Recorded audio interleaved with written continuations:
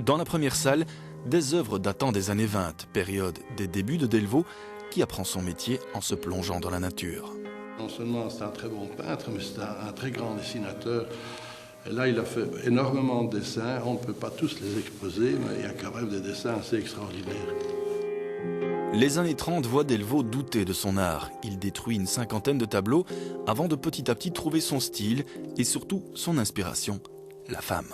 Pour lui, la femme représente la naissance, la vie. Il a été très attaché à sa maman. Puis en 1929, il est tombé amoureux d'une dame. Donc il y a déjà toute sa biographie personnelle qui va influencer cette fascination qu'il avait pour les femmes. Et donc il a essayé de rendre hommage à la femme au travers de son œuvre, comme beaucoup d'artistes.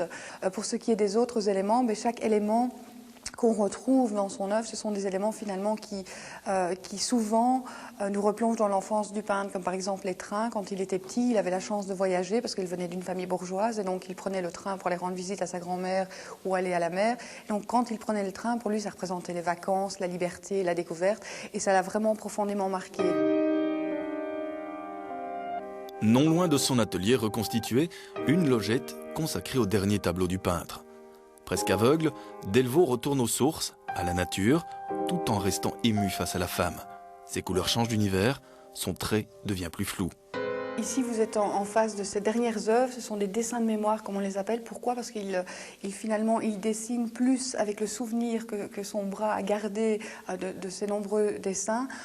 Donc c'est plus un dessin intuitif que visuel. Et d'ailleurs, cela explique pourquoi il y a parfois des juxtapositions, parce que parfois il va perdre le fil conducteur de son dessin et il va recommencer, mais il ne verra pas très bien où il en était.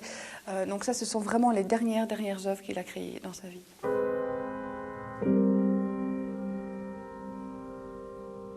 Pourquoi est-il devenu peintre? Je crois tout simplement, comme le disait Paul de Bock, parce qu'il n'aurait pas pu être autre chose que peintre. Il l'avait dans le sang, il l'avait dans les tripes, et moi je n'ai pas vu une journée sans son carnet de travail et sans faire des dessins. Ça, c'était son oxygène.